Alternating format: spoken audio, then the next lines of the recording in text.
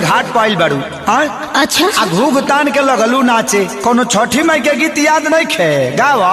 अच्छा गावा तनी रवि बाबू आजा। पेन्ही के बबुआ के पापा पियरिया। ई बात है। अरे पेन्ही के बबुआ के पापा पियरिया। अरे जिया हमारा रख दे के भइले खार।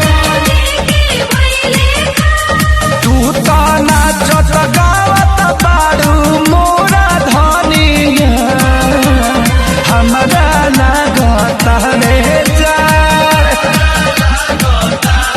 यही से तो कहते नाच ले दे देहिया में गर्मी आ जाए। स्वामी चुप चाप करत लप की जे